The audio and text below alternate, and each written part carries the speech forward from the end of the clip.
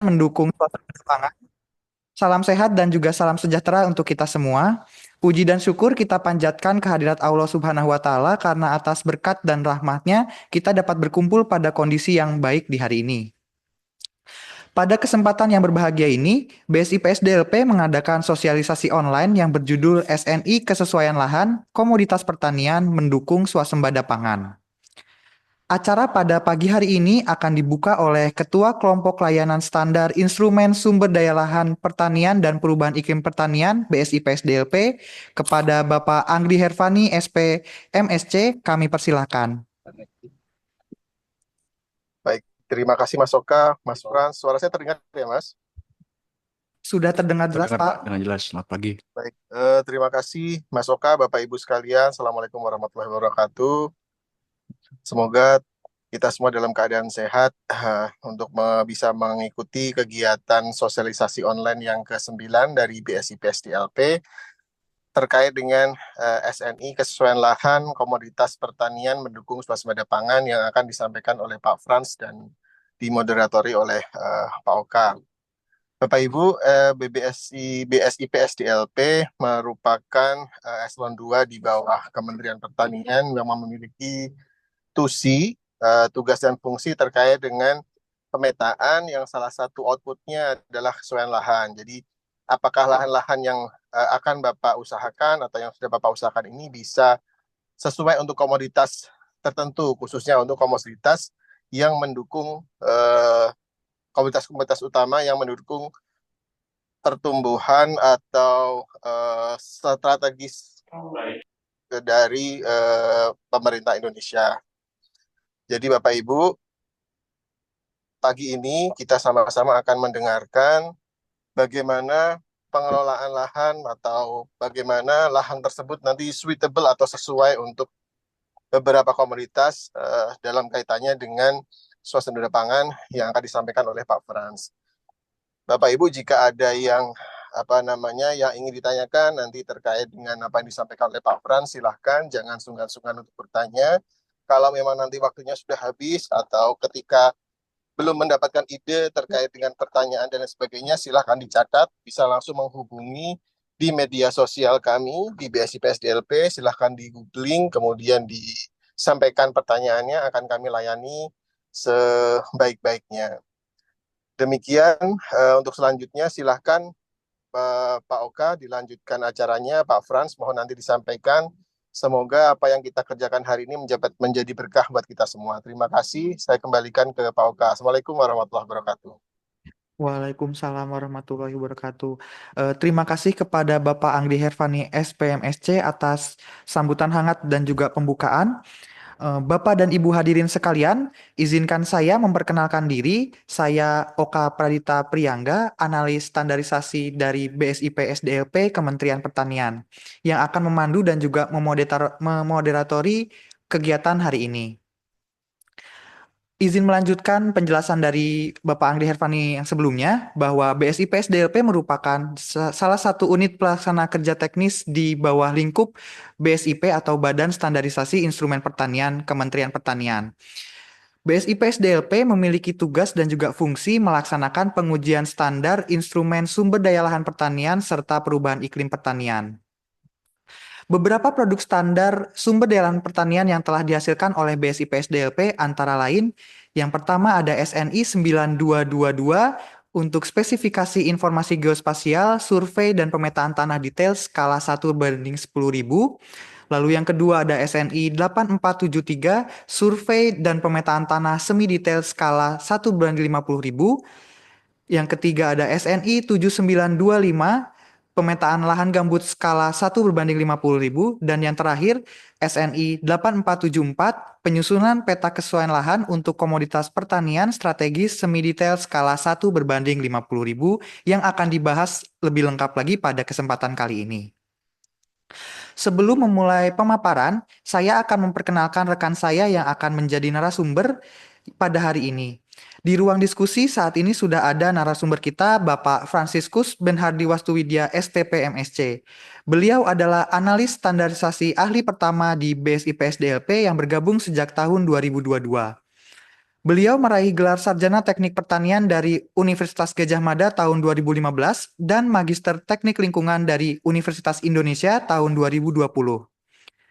Pemaparan akan dilakukan selama 30 menit dan dilanjutkan dengan sesi diskusi serta tanya jawab dari peserta hingga pukul 11.00 waktu Indonesia bagian Barat.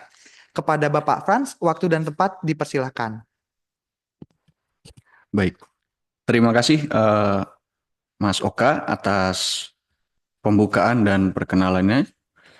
Selamat pagi Bapak Ibu sekalian yang hadir secara online. Mohon izin, tadi seperti sudah diperkenalkan oleh Mas Oka, perkenalkan nama saya Franciscus Benardi Wastuwidya, biasa dipanggil Franz. Saya di sini berperan sebagai analis standarisasi di BBPSI SDLP. Seperti tadi sudah kita disampaikan oleh Pak Anggri dan Mas Oka bahwa BPSI SDLP mempunyai tusi salah satunya di bidang pemetaan.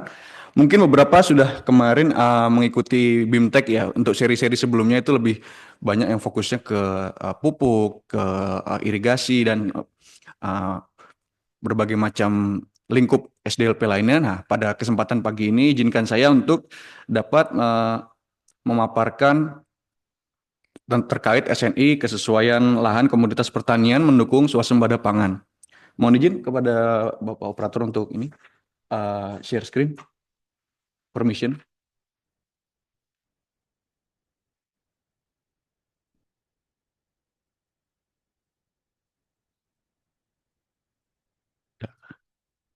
Ya. Oke, sebentar.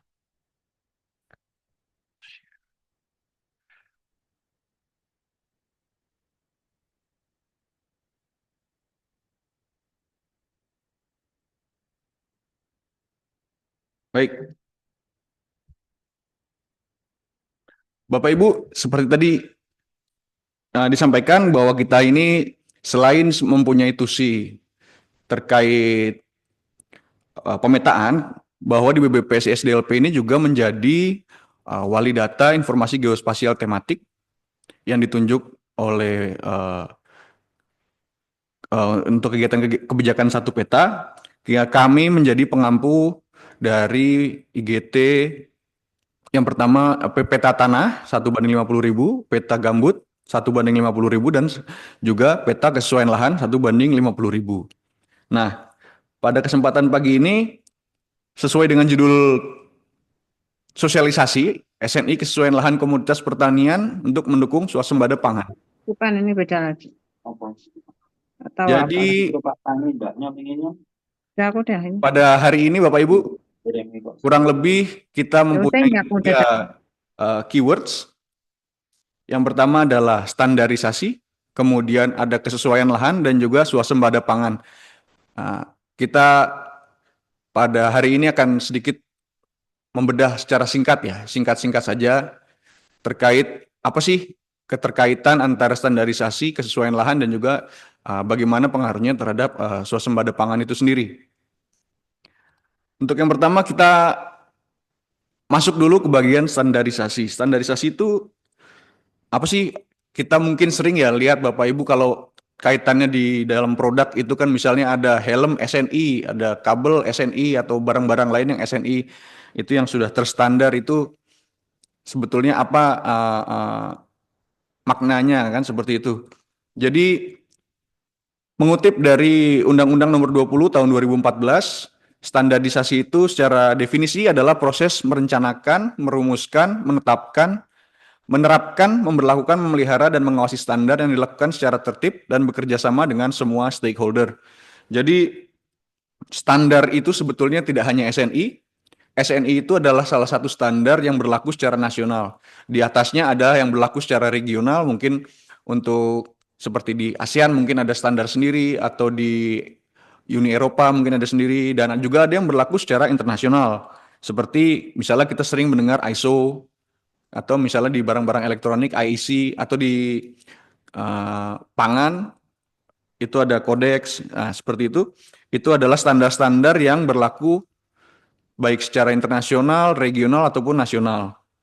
Tujuannya apa dilakukan standarisasi? Secara umum ada 3 Bapak Ibu. Yang pertama adalah meningkatkan jaminan mutu, efisiensi produksi, daya saing produksi, persaingan usaha yang sehat dan transparan, kepastian usaha dan kemampuan pelaku usaha, serta kemampuan inovasi teknologi. Yang kedua adalah meningkatkan perlindungan kepada konsumen, pelaku usaha, tenaga kerja, dan masyarakat lainnya, serta negara baik dari aspek keselamatan, keamanan, kesehatan, maupun pelestarian fungsi lingkungan hidup. Yang ketiga, meningkatkan kepastian, kelancaran, dan efisiensi transaksi perdagangan barang dan atau jasa di dalam negeri dan luar negeri. Jadi SNI itu tidak melulu soal produk, juga bisa merupakan sistem. Seperti maaf, bukan SNI-nya saja. Maksudnya standarisasi itu tidak melulu produk, tetapi juga bisa merupakan sebuah sistem seperti ISO. Kalau misalnya mungkin Bapak Ibu ada yang berkecimpung di laboratorium, itu ada ISO sendiri 14.000. Itu lingkungan ya, 14.000. Terus ada beberapa juga ya yang terkait manajemen 9.000. 9001. Nah, itu juga merupakan standarisasi yang artinya bahwa saat kita sudah terstandar itu kita mempunyai daya saing yang sama dengan pihak-pihak lain misalnya di luar negeri kalau misalnya memang standar kita standar internasional. Nah, untuk dalam kaitannya pada pagi hari ini kita mungkin akan lebih banyak membahas tentang terkait standar yang berlaku secara nasional yaitu SNI. Nah, mungkin ini sedikit saya mengambil dari paparan dari BSN sebagai pengampu dari SNI itu sendiri. Jadi SNI itu manfaatnya saling terkait Bapak Ibu. Mungkin saya memberi contoh di sini SNI terkait dengan helm gitu ya. Helm di sini kan kalau bisa kita lihat yang di paling bawah, bagian yang bawah itu adalah acuan masyarakat untuk hidup nyaman, aman, sehat, tertib, dan teratur. Itu kan menjadi sebuah peraturan bahwa helm yang bisa baik untuk digunakan itu helm yang sudah terstandar SNI dengan kriteria keamanan yang tertentu. Itu menjadi sumber informasi, kemudian juga menjadi acuan, kemudian berlanjut menjadi acuan produk yang masuk dan beredar di pasar, bahwa helm yang bagus yang dijual itu yang seperti ini, seperti itu. Pun ada helm yang tidak terstandar, itu maka bisa menjadi bisa difilter sendiri oleh pembeli di bagian atas acuan transaksi pasar untuk memilih produk yang berkualitas. Jadi kita juga bisa memilih gitu mana produk yang berkualitas, mana yang sudah SNI, yang mana yang tidak jangan dibeli begitu kan. Maka dari situ juga nanti industri juga akan terpacu untuk membuat produk-produk yang sesuai dengan standar yang sudah ada sehingga daya saing akan semakin meningkat dan produk-produk kita bisa bersaing di kancah nasional ataupun di internasional juga nanti sudah bisa disaingkan begitu. Nah, itu tadi kita berbicara SNI atau standarisasi secara umum. Kemudian kalau kita masuk ke dalam kesesuaian lahan yang merupakan ranah kita pada pagi hari ini, sebetulnya ada tidak sih SNI yang terkait dengan hal ini? Ternyata tadi seperti sudah disampaikan Mas Oka, ada Bapak Ibu, kita sudah mempunyai SNI terkait penyusunan peta kesesuaian lahan untuk komoditas pertanian strategis semi detail, yaitu SNI 8474 tahun 2018. Ini seperti pada judul, SNI ini diterbitkan pada tahun 2018. Pada waktu itu kita masih merupakan bagian dari Badan Litbang Pertanian, Bapak Ibu. Dan sebetulnya ada beberapa kebijakan dari BSN bahwa SNI ini harus dipelihara seperti tadi disampaikan di definisi bahwa setiap 5 tahun harus diadakan revisi untuk memastikan bahwa SNI ini up to date gitu ya. Nah, kebetulan SNI ini sekarang sedang kita ajukan untuk dapat direvisi pada tahun depan. Tetapi untuk yang sekarang masih berlaku Bapak Ibu, 8474 tahun 2018. Nah, mungkin untuk sedikit gambaran kalau Bapak Ibu mungkin ada keinginan untuk mengakses, ini sebetulnya SNI ini bisa diakses secara gratis di website BSN, website akses SNI. Nah, nanti di situ silakan daftar, bisa dibaca di situ SNI ini dan SNI lainnya semuanya sudah diterbitkan BSN.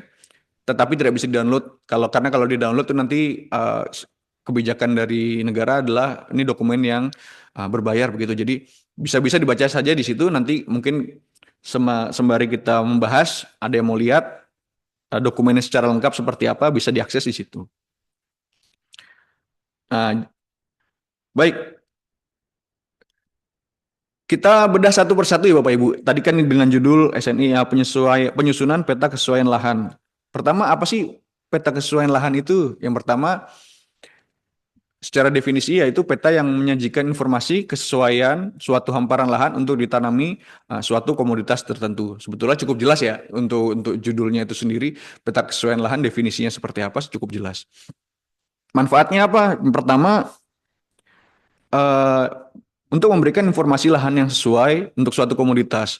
Jadi misalnya, kalau misalnya kita punya lahan lah, terus kita bingung mau ditanamin apa, itu kan secara ilmu kan tidak baik ya. Kalau kita coba-coba aja itu kan sangat tidak efisien dan tentu saja high cost. Maka peta kesesuaian lahan ini menjadi dasar untuk kita menentukan komoditas apa yang kira-kira cocok di lahan yang kita miliki atau dalam suatu hamparan.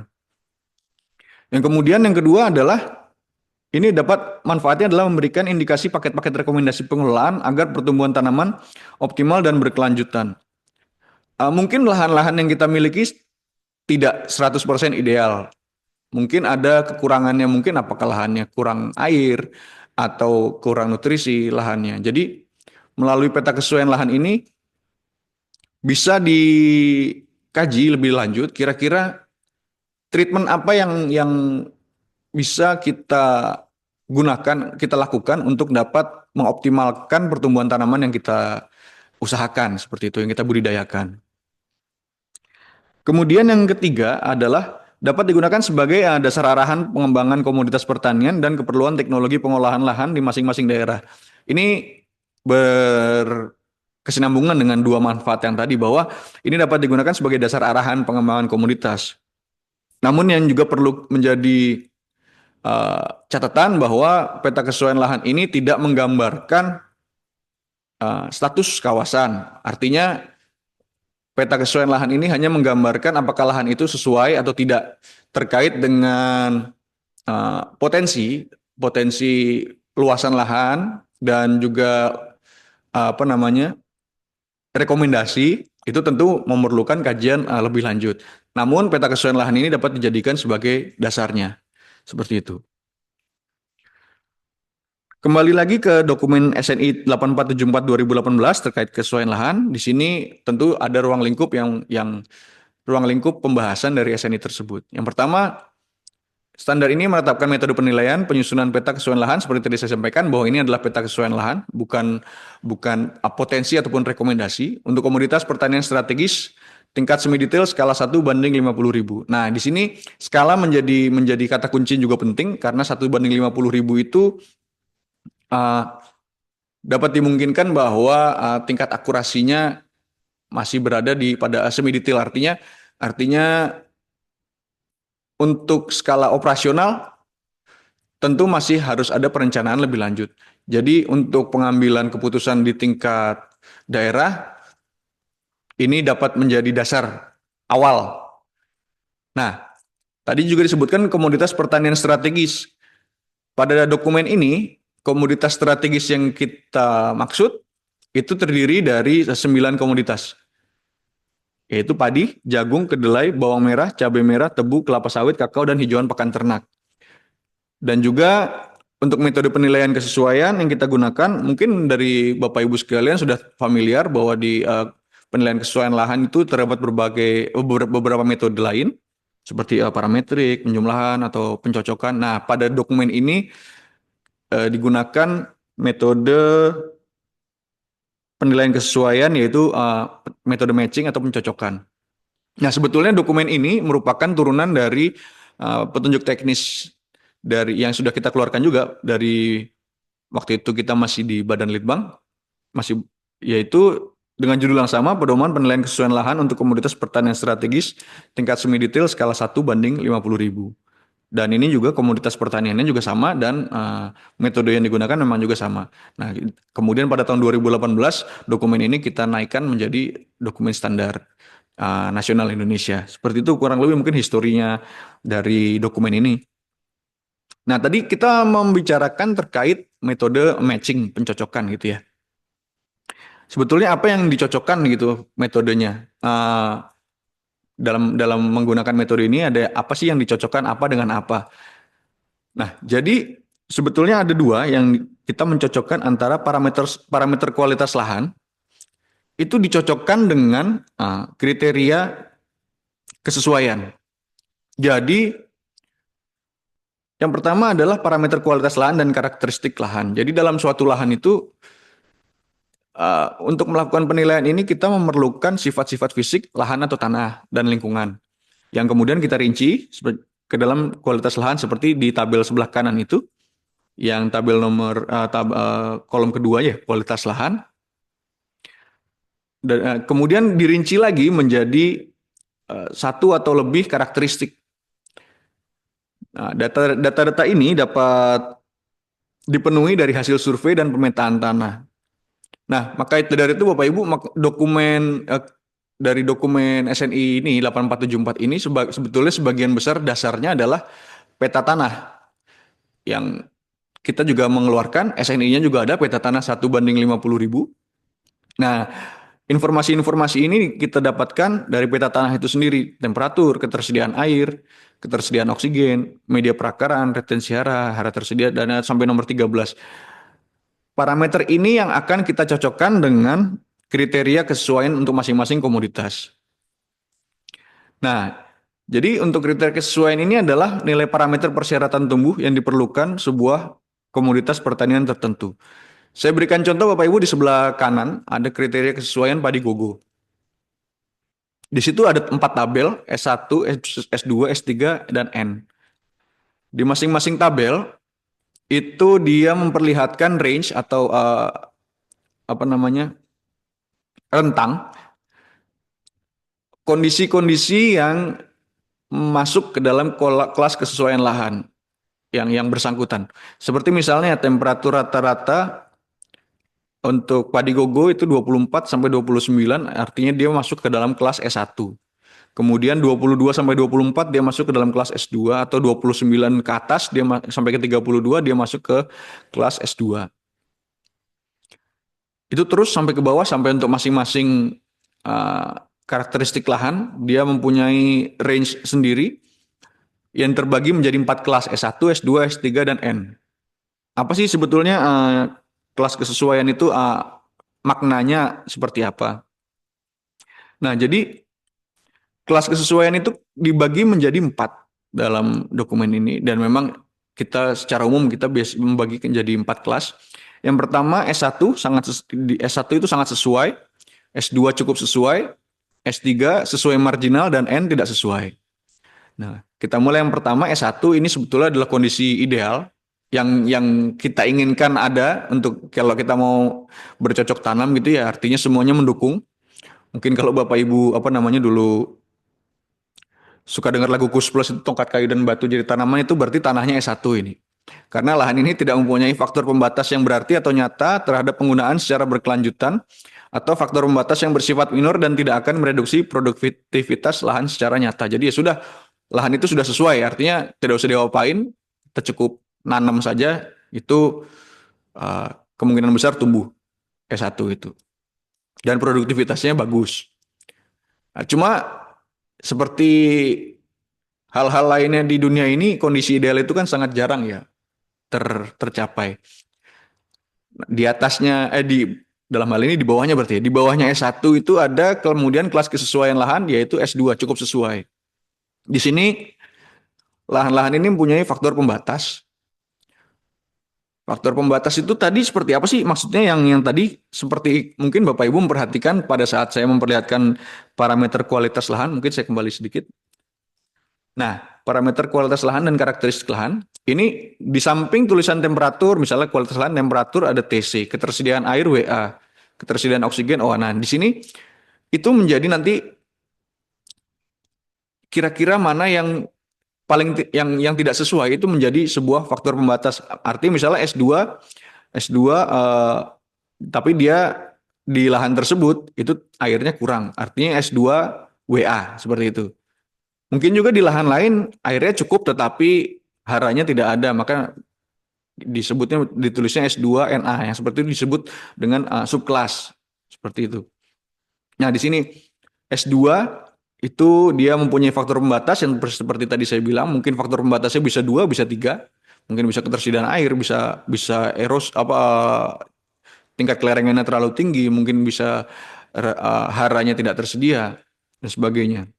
Nah, faktor pembatas ini berpengaruh terhadap produktivitasnya dan memerlukan tambahan masukan. Namun pada kelas S2 biasanya permasalahan-permasalahan ini yang faktor-faktor pembatas ini dapat diatasi oleh petani sendiri secara mandiri. Artinya mungkin ada tetapi masih mudah lah. Mungkin kalau misalnya tadi saya berikan contoh ketersediaan air, mungkin di situ kurangnya cuma sedikit sehingga kalau misalnya petani mengusahakan lahan sawah bisa cukup dengan membuat rora seperti itu. Nah, turun lagi ke bawah ada yang kita kelaskan sebagai S3 atau sesuai marginal. Di sini lahan mempunyai faktor pembatas yang berat. Berat ini dalam arti dia bisa range-nya sudah terlalu jauh dari ideal. Dan juga berpengaruh terhadap produktivitasnya secara signifikan. Dan pada S3 ini dia membutuhkan tambahan masukan yang lebih banyak daripada S2. Seperti tadi mungkin saya contohkan ketersediaan air. Mungkin kalau di S2 cukup dengan membuat rora gitu ya untuk menampung hujan storage kecil di masing-masing lahan. Namun pada S3 nih kemungkinan harus dibuatkan saluran irigasi, harus dicarikan sumber yang dapat mensuplai air seperti itu. Maka pada S3 yang sesuai marginal ini biasanya memerlukan intervensi karena dia membutuhkan modal tinggi, maka memerlukan intervensi entah itu dari pemerintah atau dari swasta untuk dapat mengusahakan komoditas, membudidayakan komoditas di area-area yang S3. Seperti itu. Memang kenapa sih kalau sebetulnya kalau bisa dilakukan ya sebaiknya tidak usah dilakukan menanamkan di S3. Tapi seperti tadi saya bilang bahwa kondisi ideal itu sangat sulit untuk ditemui di lapangan sehingga memang perlu ada intervensi dan melalui pembagian kelas ini kita bisa lihat kira-kira mana yang menjadi prioritas gitu ya untuk misalnya dalam suatu kegiatan anggarannya terbatas. Kira-kira mana yang perlu menjadi prioritas, daerah mana yang perlu menjadi prioritas untuk diberikan paket-paket pengolahan lahan. Nah, di bawah S3 itu juga masih ada Bapak Ibu yaitu N atau tidak sesuai. Ini faktor pembatas berat atau sulit diatasi. Ini sebetulnya kalau N ini sudah kemungkinan besar sih tidak layak untuk ditanami komoditas tersebut. Mungkin bisa dalam kenyataan di lapangan mungkin bisa ditemui kita menemukan misalnya suatu lahan tertentu ternyata N untuk komoditas bawang merah dia N tapi ternyata setelah kita cek di lapangan mungkin ada. Nah, yang menjadi catatan adalah di sini bukannya tidak bisa tumbuh tetapi cost-nya kemudian menjadi terlampau tinggi untuk kita usahakan. Artinya apa ya? Dalam bahasa Jawa itu nggak babu lah. Nggak balik modal mungkin. Salah satu yang bisa kita perlu menjadi catatan untuk N. Bukannya tidak mungkin, karena beberapa kali seperti itu, ini N tapi kok tumbuh. Nah, dia memang tumbuh, cuman kan effortnya, usahanya untuk dapat menumbuhkan itu jelas lebih berat dari S1, S2, apalagi S3, apalagi S1, seperti itu. Sulit diatasi itu, kalau kita orang Indonesia itu kan sangat resiliensinya kan tinggi ya, jadinya kadang ya dicoba aja dan kadang memang berhasil, tetapi seperti itu kalau misalnya mau dilihat lagi, dikaji lebih jauh mungkin tidak terlalu menguntungkan secara secara ekonomis seperti itu. Nah, berikutnya ini saya ambilkan tabel dari dokumen SNI yang kita bahas tadi 8474. Di sini secara garis besar kita bagi kegiatannya menjadi 4 tahap. Yang pertama persiapan, penilaian menyaji kesesuaian lahan, verifikasi lapangan, dan juga penyusunan peta kesesuaian lahan. Untuk yang persiapan, seperti tadi saya sampaikan bahwa peta yang digunakan adalah peta tanah sebagai dasar, peta tanah skala 1/50.000. Di sini kita seleksi atribut-atribut apa saja yang dibutuhkan untuk menyusun peta kesesuaian lahan. Dan juga di sini pun juga dilakukan verifikasi kesesuaian format data, kemudian topologi, kemudian juga klarifikasi kesesuaian antara nomor SPT beserta dengan legendanya. Artinya di sini lebih banyak kita selain menseleksi kira-kira atribut apa, tapi juga untuk meyakinkan bahwa peta yang digunakan sebagai dasar sudah layak untuk digunakan. Kemudian setelah itu baru dilakukan penilaian seperti tadi disampaikan dengan metode matching.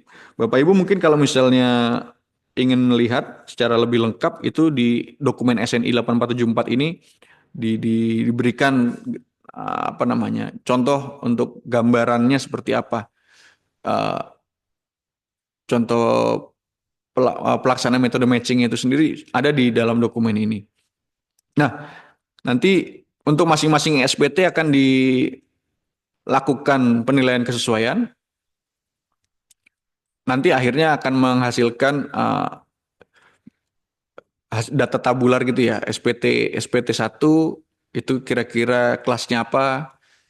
Dan terus sampai misalnya dalam satu area ada beberapa SPT dan juga akan menghasilkan beberapa kelas kesesuaian.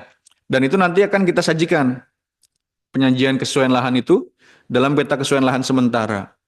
Kenapa sementara? Karena kita juga masih harus memverifikasi ke lapangan terkait dengan validitasnya. Jadi kita harus meyakinkan bahwa memang peta yang kita hasilkan itu sesuai dengan kondisi di lapangan. Nah, pada beberapa kasus memang terjadi ketidaksesuaian itu bisa bersangkutan dengan berbagai macam hal. Mungkin ada perbedaan skala, mungkin ada kesalahan pada peta tanah, atau juga mungkin ada perubahan pada bentang alam dari dari area yang bersangkutan. Sehingga itu perlu kita verifikasi ke lapangan dan kita perlu meyakinkan bahwa peta yang dihasilkan itu sudah baik. Nah, apabila sudah kita teryakinkan bahwa peta itu baik, maka kita sajikan peta itu kita susun menjadi peta kesesuaian lahan skala 1/50.000. Berikut mungkin saya berikan gambaran contoh. Ini saya ambil peta kesesuaian lahan tanaman padi gogo Kabupaten Lombok Barat, Provinsi Nusa Tenggara Barat ini tahun 2016. Nah, itu Bapak Ibu yang dapat dilihat. Ini mungkin di sini gambarnya terlalu terlalu kecil ya. Tapi di sini bisa dilihat bahwa di sini ada beberapa warna. Yang merah itu menggambarkan area yang dengan kelas kesesuaian N tidak sesuai. Kemudian yang warnanya hijau agak muda itu S3. Kemudian yang lebih tua itu S2. Nah, di situ keterangannya NEH, artinya dia memiliki faktor pembatas terutama di kelerengan yang dia berpotensi untuk erosi. Kemudian S2 di sini yang terlihat di sini S2, NA dan EH. Jadi selain juga dia sedikit curam, tapi juga ketersediaan haranya juga terbatas. Seperti itu. Nah, mungkin ini terkait dengan penyajian petanya Bapak Ibu. Nah, kemudian tadi kita juga memiliki satu keywords lagi terkait dengan swasembada pangan. Itu sebetulnya apa sih urusannya antara peta kesesuaian lahan dengan swasembada pangan? Jadi Bapak Ibu sebagai pengantar, mungkin saya jelaskan tadi sempat saya jelaskan ya Mas Oka terkait kebijakan satu peta. Kebijakan satu peta yang dimana Kementerian Pertanian juga menjadi salah satu wali data. Dan dari kurang lebih seperti ada 9 ya untuk Kementerian Pertanian wali data informasi geospasial tematik, BBSDLP menjadi pengampu untuk 3 peta. Seperti tadi disampaikan, peta tanah, peta gambut, dan juga peta kesesuaian lahan. Nah, jadi memang pada zaman waktu itu 2016 presiden kita sebelumnya Bapak Jokowi memang mempunyai concern yang lebih terhadap data ya. Dan juga ingin pada waktu itu ditemukan bahwa memang peta kita di seluruh Indonesia itu artinya di masing-masing KL itu simpang siur. Artinya mungkin ada overlap peta, jadi datanya tidak bisa diandalkan. Maka pada waktu itu digagas pada tahun 2016 dilakukan kebijakan satu peta untuk menggabungkan semua peta-peta dari seluruh kementerian lembaga. Dan kemudian diperbarui Perpresnya di tahun 2021 melalui Perpres nomor 23. Jadi pada awalnya kita memiliki yang digabungkan adalah 85 peta tematik dari 19 kementerian lembaga dan 34 provinsi. Kemudian pada tahun 2021 dinaikkan menjadi 158 peta tematik dari 24 kementerian lembaga dan 34 provinsi. Nah, Bapak Ibu mungkin bisa dibayangkan 158 peta tematik itu kalau kemudian digabungkan dalam satu wadah, apabila dari 158 itu ada 158 format, bisa dibayangkan repotnya untuk menggabungkan peta-peta tersebut. Maka dari itu, seperti bisa kita lihat di sini, ada tahapan-tahapan pengumpulan, kompilasi, dan kemudian ada tahapan integrasi. Jadi dilakukan perbaikan teknis untuk perbaikan kualitas peta tematik dasar di atas peta dasar. Jadi IGT itu informasi geospasial tematik yang telah terintegrasi terhadap IGD. IGD itu informasi geospasial dasar yang menjadi ranah dari BIG. Biasanya berupa RBI, peta rupa bumi. Jadi peta-peta ini standarnya sama. Jadi misalnya ada kode-kode di dalamnya itu semua sudah menjadi standar. Jadi mau siapapun dia dari seluruh Indonesia ini, kementerian lembaga atau Pemda, apabila menyetorkan data itu sama sudah bisa dipakai. Jadi di poin yang ketiga berbagi data dan informasi geospasial. Nah, yang menjadi poin penting di sini adalah peta dapat dibagi pakaikan melalui geoportal KSP sehingga nanti bisa dilakukan sinkronisasi. Nah, apa namanya? Seperti pada tadi saya sampaikan di awal, pada tahun ini diajukan bahwa SNI ini juga kebetulan sedang akan kita lakukan revisi. Salah satu poin penting dari revisinya ini adalah untuk menstandarkan juga struktur datanya itu sendiri, struktur data dari peta kesesuaian lahan ini, sehingga peta ini juga nanti akan dapat dibagi pakaikan secara langsung ke geoportal KSP. Sekretariat KSP Kebijakan Satu Peta seperti itu. Nah, jadi sebetulnya untuk apa sih punya peta banyak-banyak jadi peta kebijakan satu peta ini? Nah, manfaatnya sebetulnya sangat besar untuk pertanian. Yang pertama adalah untuk mendukung perencanaan, pembangunan, dan pengelolaan sumber daya pertanian. Seperti tadi saya sampaikan terkait peta kesesuaian lahan, bahwa peta ini bisa menjadi pertama arahan dasar ya. Tentu kalau kita mau buka lahan kan kita nggak semena-mena langsung buka, coba tanam. Itu mungkin kalau dalam kelas desa mungkin tidak terlalu bermasalah. Tetapi kalau kita bicaranya sudah tingkat kabupaten atau provinsi, tentu itu kan akan high cost dan mungkin dampaknya bisa sangat luas ya.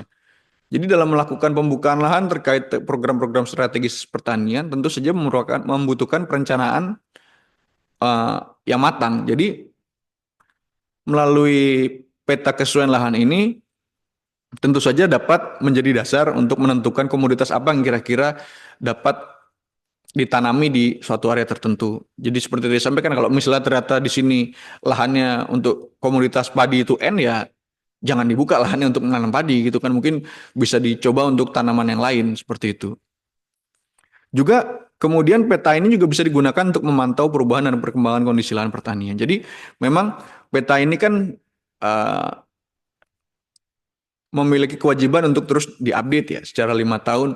Nah, di sini kita bisa memantau kira-kira apakah ada perubahan terkait seperti tadi saya sampaikan, mungkin bentang lahannya berubah, mungkin ada apa yang tidak kita harapkan, mungkin ada bencana alam di suatu tempat, di suatu lokasi yang kemudian berpengaruh terhadap kesesuaian lahan dari suatu lokasi itu tersebut.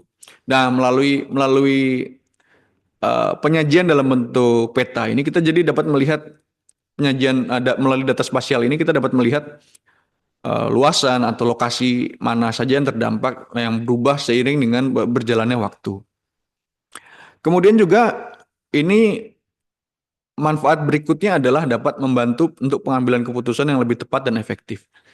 Seperti tadi saya sampaikan, misalnya ternyata dalam suatu kegiatan ini mungkin anggarannya tidak ideal, sehingga harus diprioritaskan mana yang harus diturunkan, misalnya diberikan bantuan atau misalnya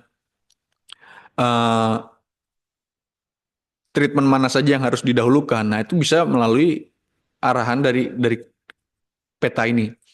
Mana sih yang kira-kira yang sudah S1 ya sudah tidak usah terlalu banyak diberikan input, kita alihkan inputnya ke yang S3 seperti itu. Sehingga mungkin di lapangan mungkin bisa beberapa kali ya mungkin terlihat kok yang di sana pupuknya mungkin lebih banyak, atau yang di situ kok prioritas irigasinya kok lebih didahulukan.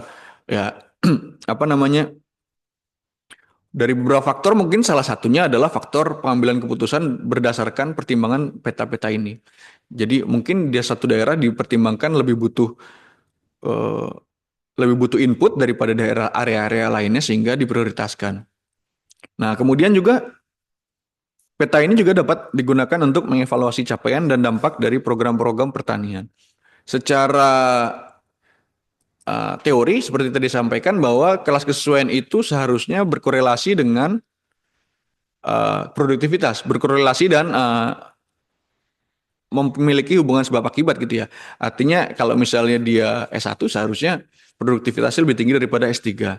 Sehingga apabila terjadi anomali seperti itu dapat dievaluasi. Kira-kira apa sudah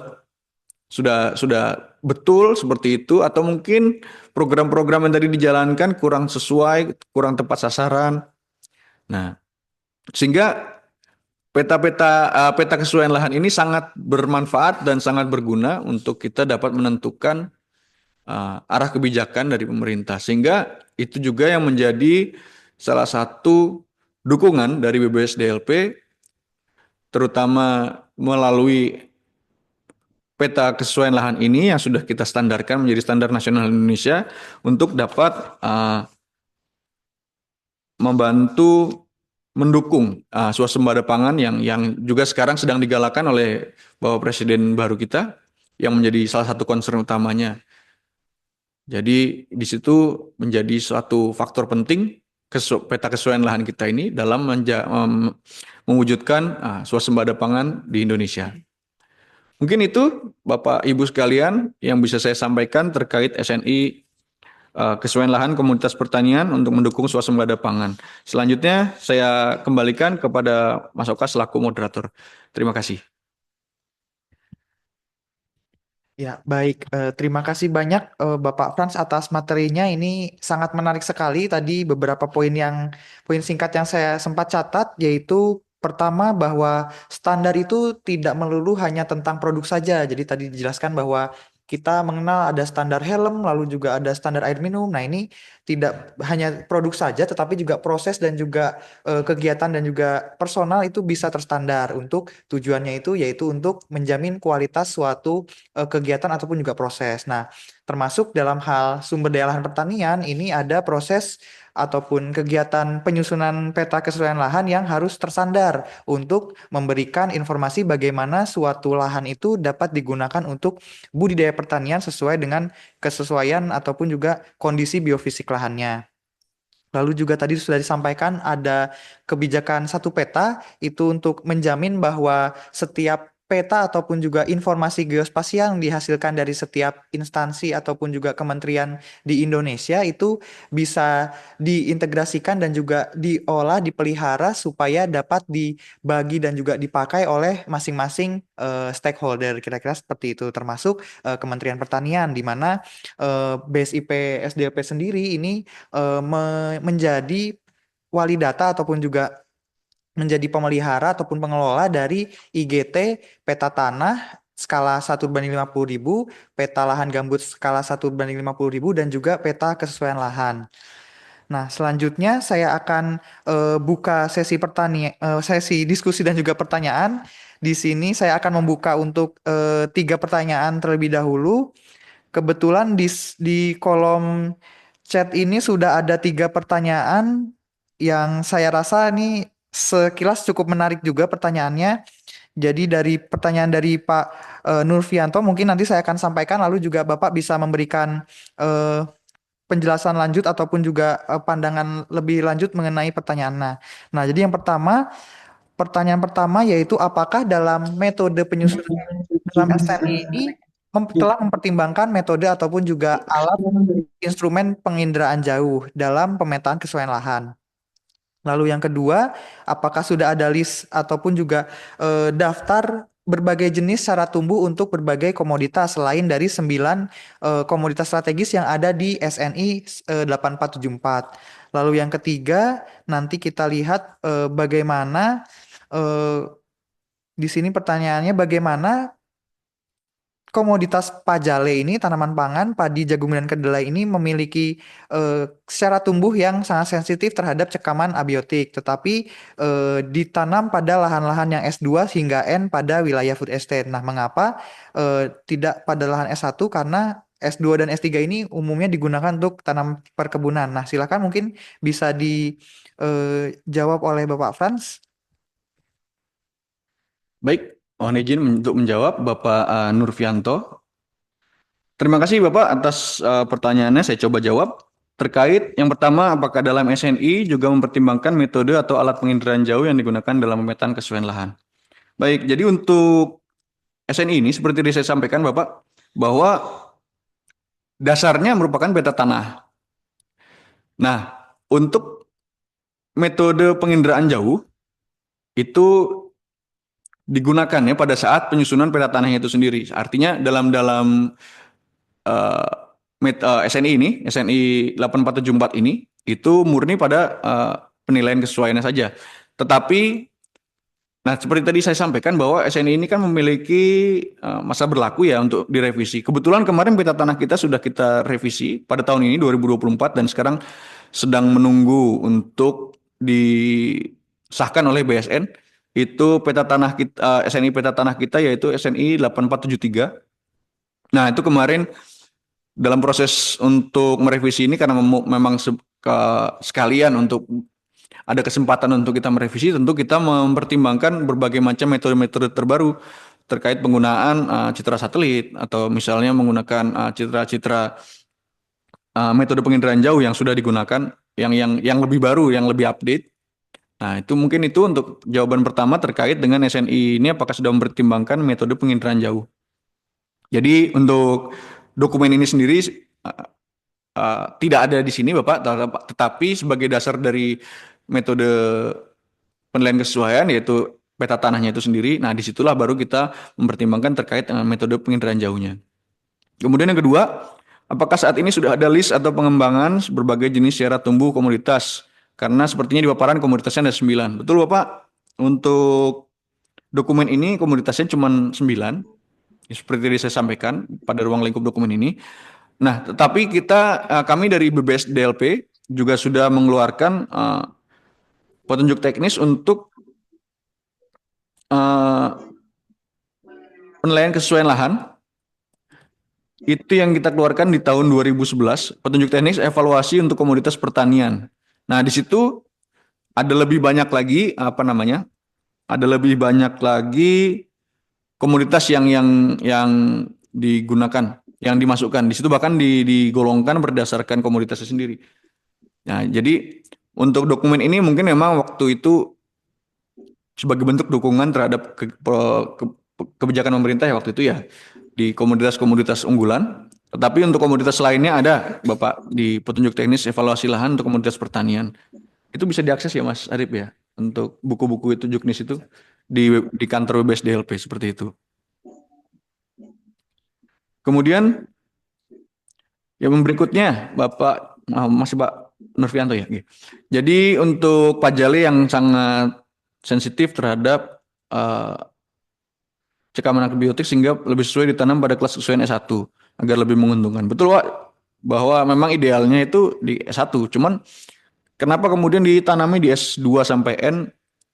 Nah itu apalagi pada wilayah-wilayah food estate, mengapa tidak memilih pada lahan S1? Itu pada akhirnya tentu pertimbangannya banyak Bapak. Ya mungkin saya juga kurang terlibat dalam mempertimbangkan itu juga seperti apa karena bukan artinya sudah banyak lagi input masukan. Tetapi seperti tadi saya sampaikan bahwa memang lahan S1 itu merupakan lahan yang ideal. Artinya kurang lebih sepertinya tidak terlalu banyak lahan S1 yang bisa ditanami untuk berbagai macam komoditas itu. Mungkin ada tetapi untuk meraih satu luasan tanam mencapai satu target itu tentu harus melibatkan juga S2 sampai dengan mungkin N sampai harus diusahakan juga seperti tadi saya sampaikan. Nah, tentu itu sudah pada tingkat pengambil kebijakan tentu sudah memiliki pertimbangan-pertimbangan tertentu sehingga kenapa pertanyaan tadi, kenapa S1 juga kenapa tidak memilih lahan S1? Tentu saja pertama kalau itu bisa saya eh, berikan gambaran bahwa ya tidak akan seberapa banyak itu lahan yang tergolong S1. Nah, kemudian sehingga harus diusahakan pada lahan-lahan dengan kelas kesesuaian di bawahnya. Juga karena setahu saya lahan S2 sampai S3 lebih cocok ditanam tanaman perkebunan. Ini mungkin perlu diperjelas lagi ya Bapak ya S2 dengan S3-nya untuk komoditas apa. Mungkin kalau memang S2-nya untuk tanaman perkebunan ya mungkin memang cocok gitu ya untuk sawit, untuk tebu. Nah, ini mungkin jadi memang pada kesesuaian penyajian peta kesesuaian lahan ini dilakukannya itu per komoditasnya. Artinya tidak satu peta memberikan gambaran oh peta ini bagusnya untuk tebu terus sebelahnya padi. Nggak seperti itu, tapi di pada satu daerah untuk misalnya satu daerah ini tebu cocoknya apa untuk daerah tebu di sini kelas kesesuaiannya apa. Nah, kemudian di peta lain ada disandingkan di daerah yang sama kalau misalnya mau ditanam padi itu kelas kesesuaiannya seperti apa sehingga memang di sini pertimbangannya banyak sekali. Di sini seperti tadi saya sampaikan juga bahwa peta ini menjadi dasar tetapi bukan menjadi arahan untuk menanam tetapi menjadi guidelines lah ya untuk penentuan pengambilan kebijakan terkait komoditas pada suatu daerah tertentu. Mungkin itu yang bisa saya sampaikan, Bapak. Semoga menjawab. Baik, terima kasih Bapak Frans atas penjelasannya. Jadi tadi mungkin secara singkat bisa disampaikan bahwa untuk pertanyaan pertama, jadi bahwa metode untuk penginderaan jauh ini sudah dipertimbangkan begitu dalam SNI pemetaan tanah karena SNI kesesuaian lahan karena salah satu dasar dari data kesesuaian lahan adalah peta tanah dasar di mana sudah direvisi begitu peta sedang dalam proses revisi begitu ya tahun ini SNI pemetaan tanah skala 1/50.000 jadi sudah dipertimbangkan. Lalu yang kedua tentang komoditas lain mengenai syarat tumbuhnya tadi sudah dijelaskan juga dijelaskan pada buku petunjuk teknis untuk penilaian kesesuaian lahan. Jadi dokumen lain di luar dari standar 847 SNI 8474 ini. Yang terakhir berkaitan dengan kesesuaian lahan pada kawasan wilayah atau food estate begitu. Jadi bagaimana kawasan yang sifatnya tadi ini dia digolongkan dalam kelas S2 dan juga S3 itu sudah dikaji begitu bahwa secara teknologi visible secara teknologi dan juga secara ekonomis itu visible untuk dilakukan penanaman pada komoditas-komoditas yang bernilai komoditas tanam pangan yang bernilai begitu. Kira-kira seperti itu. Mungkin saya akan berikan kesempatan untuk tadi Pak Nurfianto untuk menyampaikan pandangan ataupun juga tanggapannya Pak. Silakan jika ada yang ingin ditambahkan.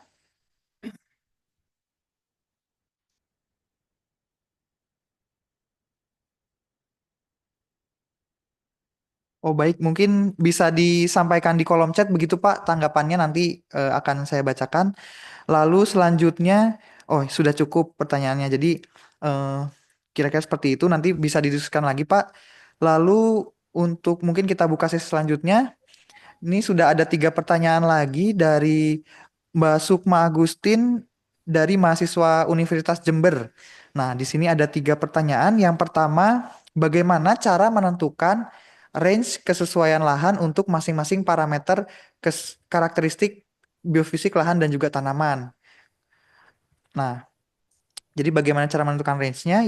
Yang kedua yaitu metode lain dalam penilaian kesesuaian selain metode matching atau pencocokan. Nanti mungkin bisa dijelaskan oleh Bapak Franz. Lalu yang terakhir pertanyaan mengenai bagaimana cara meningkatkan kelas kesesuaian lahan yang aktual menjadi potensial jika ada faktor pembatas yang variabelnya itu sulit ataupun juga membutuhkan waktu yang relatif lama untuk perbaikan. Misalnya di sini contohnya adalah tekstur tanah. Nah, kira-kira seperti itu pertanyaannya. Silakan Bapak Franz untuk dijawab. Baik, terima kasih atas pertanyaan berikutnya. Mungkin saya jawab dulu yang Mbak sama ya Mbak Sukma ini ya. Baik, Mbak Sukma dari Universitas Negeri Jember ya. Saya sangat tertarik dengan materi pada pagi. Nah, yang pertama, bagaimana cara menentukan range kesesuaian lahan untuk masing-masing parameter? Sebetulnya untuk menjawab ini, uh, kalau dari BBSDLP itu kita sih sebetulnya melakukan kompilasi. Jadi ceritanya waktu kita masih berada di Badan Litbang itu kan kita juga mempunyai balai-balai komoditas ya. Nah, dari masing-masing balai komoditas itu biasanya mereka mempunyai entah jurnal, entah laporan terkait dengan uh, tanaman-tanaman yang mereka menjadi fokus mereka, seperti misalnya uh, di Malang ada Bali Jestro, atau misalnya ada Balit Palma di Sulawesi Utara. Seperti itu, mereka lebih berfokus di situ untuk dapat mencari range yang pengkelasan lahan itu sendiri. Nah, terkait dengan itu tentu saja ini menjadi sebuah penelitian yang terpisah ya dari untuk misalnya kita mau menentukan karakteristik kesesuaian tanaman itu sendiri.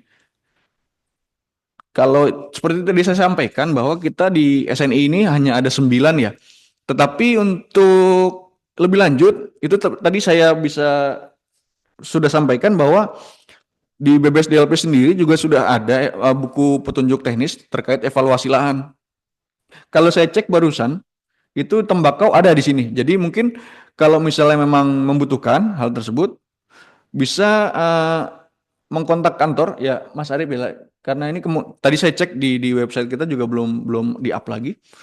Nanti bisa untuk kita kirimkan Mbak, ada terkait dengan buku ini. Nah, judul bukunya itu adalah buku petunjuk teknis evaluasi lahan untuk komoditas pertanian. Itu edisi revisi tahun 2011. Itu di situ ada tembakau, juga macam-macam tanaman lainnya ada semua di sini yang mungkin bisa digunakan.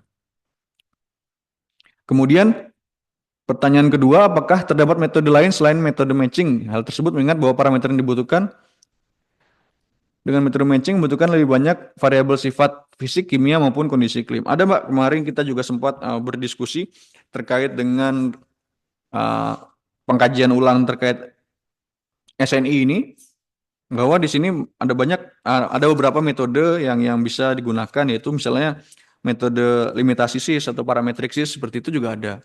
Itu kemarin saya ditunjukkan bukunya dari Prof. Ma'ruf, itu bukunya dia jadi metode-metodenya banyak yang dari buku diktatnya yang di Gent ya. Nah, itu yang sepertinya sudah dari zaman dulu dipakai di situ, masih dipakai di situ. Kenapa kemudian yang kita pilih metode matching itu karena di sini yang tentu saja karena ini SNI dan akan digunakan banyak orang, itu yang paling sederhana begitu, karena yang sebisa mungkin tidak menyusahkan. Tentu saja memang ada beberapa kekurangan dan kelebihannya, tetapi dalam tujuan untuk mengakomodir pengguna, maka yang digunakan adalah metode matching yang lebih bisa dipahami secara umum, secara luas seperti itu.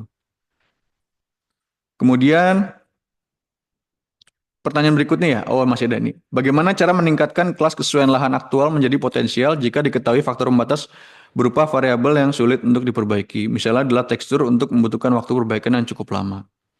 Baik, ini pertanyaan menarik ini. Memang seperti tadi disampaikan bahwa inputnya ini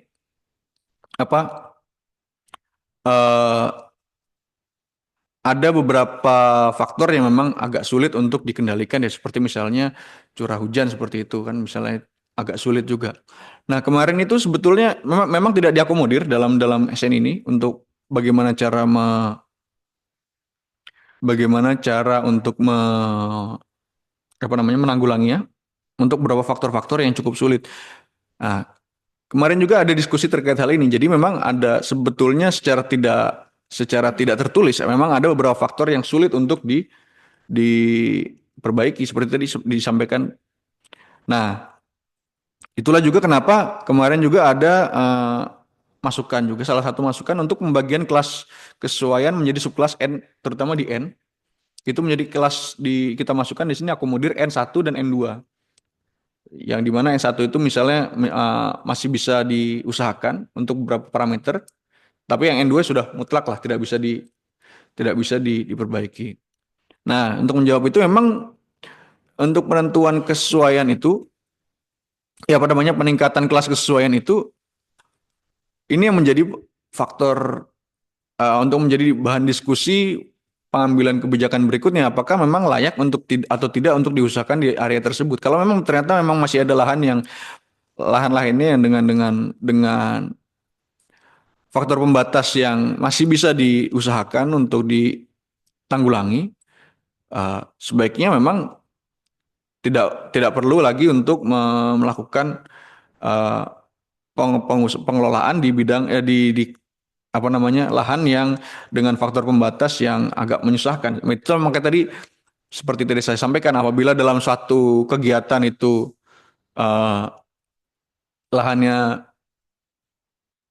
cukup banyak yang tidak ideal dan juga secara anggaran juga kurang memadai atau misalnya secara waktu juga kurang itu, sehingga prioritas pengelolaannya itu dapat dipilih, dapat difilter berdasarkan dari faktor pembatas dari peta ini, sehingga mungkin memang ada lahan-lahan yang apa ya istilahnya dikorbankan lah seperti itu ya, kurang lebih seperti itu. Mungkin itu Mbak Sukma tadi ya. Sukma. Ya, terima kasih Pak Frans atas penjelasannya. Jadi tadi jika saya catat sedikit untuk pertanyaan yang pertama, bagaimana range kesesuaian lahan dan juga untuk komoditas lain-lain yang kira-kira dianggap strategis juga begitu. Nah, ini sudah tersedia di dalam buku petunjuk teknis untuk kesesuaian lahan. Jadi kebetulan memang tidak dicantumkan dalam SNI 8474 untuk kesesuaian lahan eh, komoditas strategis, tetapi sudah tercantum dalam buku petunjuk teknis kesesuaian lahan yang nanti bisa diakses begitu ya. Lalu yang kedua, pertanyaan tentang metode lain selain metode matching atau pencocokan. Tadi saya catat sudah ada metode lain yang metode parametrik dan juga limitasi ini, dan juga metode matching atau pencocokan ini tentu juga sudah melalui pengkajian begitu, bahwa untuk standar ini dipilih metode yang sederhana dan juga yang mudah digunakan untuk penerap standar seperti Bapak Ibu yang ada di ruang ini. Lalu yang ketiga, pertanyaannya mengenai bagaimana faktor yang bisa bagaimana untuk faktor pembatas yang agak sulit ataupun juga membutuhkan sumber daya yang cukup besar begitu untuk perbaikannya. Nah, ini memang ada beberapa faktor yang faktor pembatas yang memang sulit untuk diatasi di lahan begitu, tetapi juga dalam pengkajiannya itu memang faktor ataupun kelas N ini masih bisa dibagi lagi. Jadi eh, tentu masih bisa dilakukan intervensi teknologi ataupun juga inovasi teknologi pertanian yang diterapkan untuk mengatasi hambatan tersebut. Jadi kira-kira seperti itu. Lalu Izin, silakan Bapak Ibu, masih dibuka sesi selanjutnya untuk pertanyaan. Dibuka izin untuk menambahkan, 3 pertanyaan Bapak Ibu yang ingin bertanya. izin menambahkan bisa nggak? Silakan Bapak. Oh, coba. Silakan Bapak Ibu, jika ada yang ingin bertanya bisa mengangkat tangan, raise hand, ataupun juga menulis di kolom chat jika masih mencatat. Lalu ada pesan sponsor juga untuk Bapak Ibu hadirin semua untuk mengisi daftar hadir pada link presensi sosialisasi online. Sudah tercantum di dalam kolom chat. Lalu juga jangan lupa untuk mengisi survei kepuasan masyarakat dan juga survei persepsi kualitas pelayanan dan persepsi anti korupsi BSI PSDLP. Jadi silakan untuk diisi. Izin menambahkan bisa nggak? Oh ya, silakan Bapak. Assalamualaikum warahmatullahi wabarakatuh. Waalaikumsalam. Jadi saya sekedar menambahkan aja bahwa memang keterangan dari Mas Oka, dari Mas Frans tadi udah benar. Jadi kenapa misalkan kita pakai metode yang sekarang ini adalah karena kita semuanya kan adalah insan pertanian ya. Jadi kan kita mengacu juga pada sistem FAO. Jadi sistem FAO yang sudah established, kita adopsi sedemikian rupa, kita pakai untuk komoditas yang ada di Indonesia. Dan berkaitan dengan buku yang tahun 2011, itu kurang lebih mungkin ada 100 komoditas ya, kalau nggak salah itu. 100 komoditas, nanti mungkin Bapak Ibu yang memerlukan bisa menghubungi langsung ke kantor SDLP. Kemudian kembali ke metode matching. Metode matching adalah metode yang paling sederhana, yang paling gampang dilakukan. Karena kan dasar-dasar penentuan kriteria itu kan memang sudah disediakan lah, sudah disupport oleh balai-balai komoditas ya. Sehingga kita mengandalkan data-data dari mereka, kemudian kita mengadopsi sedemikian rupa, kita bikin petunjuk teknis ini gitu. Kemudian tadi kan mungkin ada pertanyaan tentang kenapa di food estate misalkan dipaksakan untuk tanaman tertentu misalkan. Jadi kalau sudah berkaitan dengan skala nasional, ya kita namanya orang ASN atau pegawai negeri lah. Ya kita kan nurut aja ya. Jadi kita nurut apa arahan menteri, apa arahan rezim yang berkuasa saat itu, sehingga terpaksalah mungkin meskipun di sisi lain kita mempunyai peta tanah di daerah Gunung Mas misalkan, itu adalah N, karena memang faktor utamanya adalah pasir, tekstur pasir. Berkaitan dengan kenyataan, jadi kita terpaksa saat itu sebetulnya kalau dari kacamata evaluasi lahan atau kesesuaian lahan tidak sesuai. Tetapi karena ada keinginan dari penguasa, ya mau nggak mau itulah yang terjadi. Dan kita bisa melihat hasilnya kayak apa. Kemudian kembali ke faktor tekstur pasir tadi ya. Saat-saat awal di BPSDLP itu memang menggunakan 5 kelas. Jadi ada N1, ada N2. Kemudian memang N1 itu yang masih bisa disembuhkan. Kalau yang N2 adalah sama sekali tidak bisa disembuhkan. Tapi kalau misalkan tadi menyangkut tekstur pasir, karena kan ada beberapa penelitian lain yang membuktikan bahwa kalau dengan input bahan organik ya, terutama mungkin dalam hal ini adalah pupuk kandang ayam, pupuk dari ayam, kotoran ayam maksudnya, itu insya Allah mungkin dalam tempo 3 tahun yang tadinya pasir, ya mungkin bisalah menghasilkan atau bisa berproduksi. Dan hal ini sudah dilaksanakan oleh para petani di daerah Kalimantan Barat pernah, kemudian di daerah pantai di selatan Jogja, itu juga sudah pernah dilaksanakan. Jadi memang ada penambahan atau input luar biasa itu mungkin skalanya sudah ton per hektar, jadi entah 2 ton, 3 ton, dan itu kontinu ya, sehingga katakanlah tekstur yang tadinya mungkin kelas kita N, ya lambat laun memang berubah bisa menjadi S3 lah, minimal begitu. Tetapi itu tadi cost-nya kan sangat tinggi. Sehingga kalau misalkan dipakai untuk skala luas, ya kan, dan skala untuk kebutuhan rakyat atau rakyat kecil lah, mungkin akan menjadi tidak sesuai. Dan perlu juga saya tekankan di sini bahwa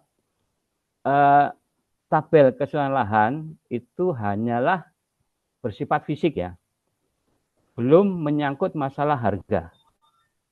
Sehingga bisa saja misalkan di suatu daerah, kalau secara kita hitung secara fisik, kelasnya adalah S3. Tetapi karena ada faktor harga, ada demand atau ada kebutuhan yang meningkat misalkan, itu bisa aja berubah menjadi S2 atau S1 bahkan gitu. Sehingga katakanlah memang kemampuan kita hanyalah menilai secara fisik saja. Itu yang perlu digarisbawahi. Dan pedoman ini hanya menjadi pedoman awal. Seperti kata Mas Frans tadi, masih perlu dilakukan pendalaman lagi. Dan sifat dari kesesuaian lahan ini adalah site spesifik. Jadi hanya berlaku pada areal yang diteliti saja. Tidak berlaku secara general untuk semua kabupaten, untuk semua, tapi berlaku secara spesifik. Itu perlu diingat mungkin karena sebagian besar audiens ini kan mungkin dari BSIP, dari mungkin BPTP atau apa. Jadi itu hanya sebagai guidance atau langkah awal saja kita menyediakan peta dasar ini, peta kesesuaian lahan. Nah, nanti untuk lebih spesifiknya perlu dilakukan pendalaman lagi. Mungkin itu aja. Terima kasih, Mas. Ya, baik. Terima kasih Pak Rudi atas tambahannya. Nah, ini Bapak Ibu hadirin sekalian, beliau adalah Pak Rudi Eko. Beliau adalah senior kami juga di BSI PSDLP. Jadi tadi izin menyimpulkan sedikit ya Pak. Jadi tadi memang untuk lahan yang masuk ke dalam kelas N ini dia memang memerlukan input yang luar biasa, tetapi juga tentu tadi dibagi lagi menjadi kelas N1 dan N2 yang sebenarnya masih ada hal-hal yang bisa diperbaiki begitu. Salah satu contohnya yang pernah dilakukan itu perbaikan tekstur tanah pasir menggunakan bahan organik dari kotoran ayam. Nah, itu sudah terbukti bisa memperbaiki tekstur. Tentu saja ada teknologi-teknologi lain yang bisa eh, untuk memperbaiki tadi status N2 menjadi N1 begitu ya Pak. Jadi sudah terbukti dan juga bisa diaplikasikan di eh, dalam budidaya pertanian begitu. Lalu poin yang kedua yaitu bahwa kesesuaian lahan ini sifatnya itu masih secara umum merupakan panduan awal ataupun juga masih sifatnya sangat dasar sekali sehingga perlu kajian lebih lanjut dan juga tadi ada poin penting yang lainnya belum memperhatikan faktor harga ataupun ekonomi begitu. Jadi kesesuaian lahan di sini masih berupa faktor-faktor biofisik ataupun kondisi lingkungan sekitar lahan tersebut. Nah, kira-kira seperti itu. Terima kasih Pak Rudi atas tambahannya.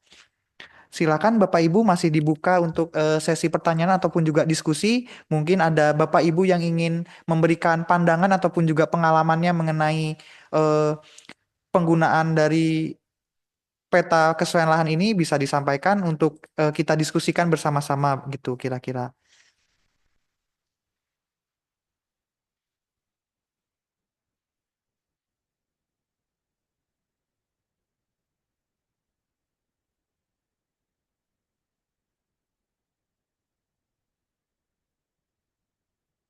Jika belum ada, mungkin saya tadi akan kembali ke Mbak Sukma. Kira-kira dari penjelasan Bapak Frans dan juga Pak Rudi, apakah ada yang ingin dibahas ataupun juga ditambahkan begitu? Baik Pak, terima kasih atas waktu dan kesempatannya. Terima kasih juga atas jawabannya. Saya sangat tertarik dan cukup memahami atas apa yang disampaikan oleh Bapak Rudi. Selanjutnya ini sih Pak, tadi sebenarnya pertanyaan saya untuk pertanyaan pertama itu terkait bagaimana jika dari buku Juknis Pedoman Evaluasi Kesesuaian Lahan itu tidak terdapat komoditas yang kami inginkan. Nah, memang dalam Juknis tersebut sudah disajikan terkait komoditas tembakau, tapi ketika kami ingin lebih spesifik meneliti misal tembakau naos atau kasturi jenis tertentu itu ya Pak. Nah, itu bagaimana gitu Pak untuk untuk pedomannya gitu? Apakah kami bisa membuat kriteria sendiri, kriteria sesuai range yang tersedia di buku Juknis itu atau memang tidak ada cara lain selain metode metode matching itu tadi? Seperti itu Pak. Terima kasih Pak. Terima kasih atas tambahannya. Jadi tadi bagaimana untuk ada varietas-varietas yang istilahnya sangat beragam begitu. Jadi walaupun dia sama-sama komoditasnya tembakau tadi contohnya, lalu misalkan cabai merah, bawang merah dan sebagainya itu ada varietas-varietas tertentu yang dia punya karakteristik tumbuh yang berbeda begitu. Nah, kira-kira bagaimana itu Bapak Frans bisa dijelaskan? Baik. Mungkin untuk menanggapi itu memang memang kan kemudian varietas ini kan dan juga tanaman-tanaman ini secara ilmu juga perkembangannya sangat pesat ya. Artinya mungkin tadi ada padi yang tidak bisa ditanam di lahan kering gitu. Sekarang kan ada. Itu kan mungkin secara kita juga parameternya juga tertinggal begitu ya. Nah, sebetulnya untuk dapat mencari meramu apa merangkum kesesuaian lahan itu tentu membutuhkan sebuah penelitian tersendiri yang itu juga terpisah begitu ya dari kegiatan penilaian kesesuaian lahan ini.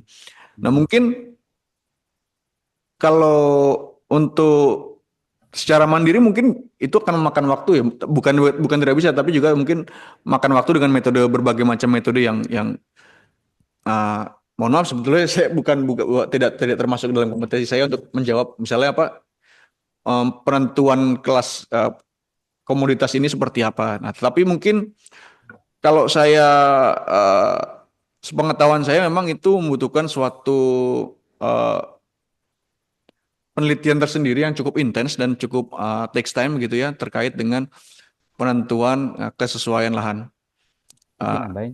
kelas kesesuaiannya itu sendiri. Nah, mungkin kalau terkait dengan komoditas yang belum ada di dalam buku itu, mungkin yang bisa saya sarankan adalah untuk mencari referensi dari jurnal-jurnal terkait. Mungkin sudah ada yang melakukan penelitian terkait dengan varietas tertentu yang mungkin baru, yang juga kita belum belum sempat kita mengupdate buku-buku ini terkait dengan jenis-jenis komoditasnya. Kedepannya juga mungkin kita juga membutuhkan masukan kira-kira komoditas apa yang sebaiknya dimasukkan dalam dalam uh, buku ini, kira-kira apa yang diperlukan, atau mungkin ada terkait adaptasi lingkungan begitu ya, mungkin ada kelas kesesuaian yang dia bergeser range-nya. Itu juga akan sangat baik apabila kami juga diberikan masukan untuk kami dapat terus melakukan continuous improvement terhadap buku-buku yang terkait dengan kelas kesesuaian. Mungkin itu yang bisa saya sampaikan, Mas Oka. Terima kasih. Mungkin nambahin, Mas. Terima kasih Mas Fran. Silakan Pak Rudi jika ada yang ingin ditambahkan. Terima kasih Mas Ava. Jadi maksudnya gini, kalau misalkan memang spesifik komoditas, jadi kan di Malang itu ada namanya, kalau dulu namanya Balitas ya. Jadi memang Balai Penelitian Tanaman Serat. Jadi memang untuk tembakau kalau nggak salah juga ada diteliti di situ. Sehingga kalau misalkan dari Jember ke Malang kan mungkin nggak terlalu jauh barangkali. Mungkin teman-teman di Balitas bisa membantu lah secara spesifik karena memang tembakau banyak sekali di Wonosobo, Temanggung itu banyak sekali varietas yang ditanam. Sehingga katakan kalau memang perlu informasi lebih spesifik mungkin saat kami membuat petunjuk teknis ini kan sekitar tahun 2010, 2009 gitu ya. Mungkin saat itu mungkin belum dikenalkan barangkali atau bahkan juga kita sengaja membatasi diri hanya pada tanaman induk, bukan per varietas ya. Karena kan kalau kita ngikutin per varietas, kalau misalkan ada 10 aja ya capek juga gitu. Kemudian jadi kenapa saya sarankan mungkin Mbak siapa yang bertanya tadi, Mbak Sukma ya, itu bisa bertanya langsung ke Balitas ya. Kemudian kalau sekarang ini kan kita taruhlah tadi saya udah bilang 100 ya, 100 komoditas dan saat itu kan kita sudah mendata kurang lebih sudah ada beberapa tanaman baru yang mungkin pernah mendengar ada tanaman porang, ada tanaman buah naga, ada tanaman apalagi lah yang eksotik dan mereka viral di masyarakat saat itu ya, dan kita sudah list sebetulnya, cuma kan katakanlah kita belum sempat lah untuk membuat updating dengan adanya komoditas-komoditas baru yang dikenal yang baru lah yang dikenal oleh masyarakat. Mungkin itu Mas Oka. Terima kasih.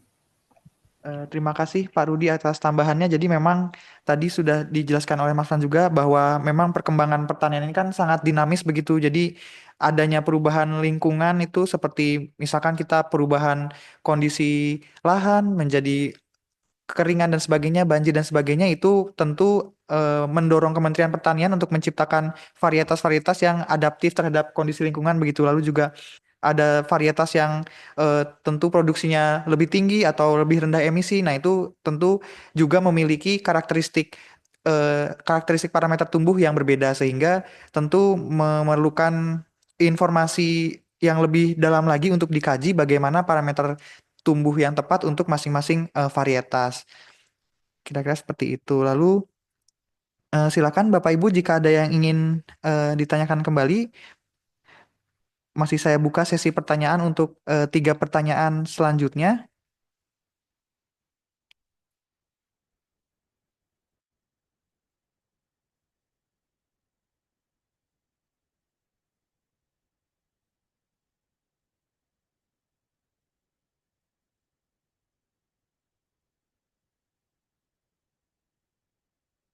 Di kolom chat ini saya perhatikan mungkin ada beberapa teman-teman Bapak Ibu dari eh, Dinas Pertanian ataupun juga Dinas Ketahanan Pangan di daerah. Mungkin Bapak Ibu ada yang ingin ditanyakan ataupun juga dibahas begitu mengenai pengalaman dan juga bagaimana pandangannya mengenai peta kesesuaian lahan. Silakan Bapak Ibu.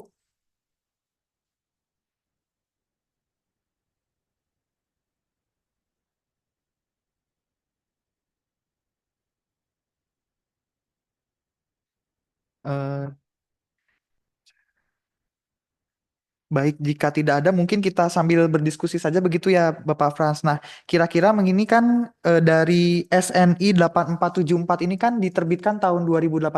Nah, kira-kira apakah di periode selanjutnya atau tahun berikutnya ini apakah ada rencana untuk merevisi ataupun memperbaiki isi ataupun substansi dari SNI pemetaan kesesuaian lahan ini?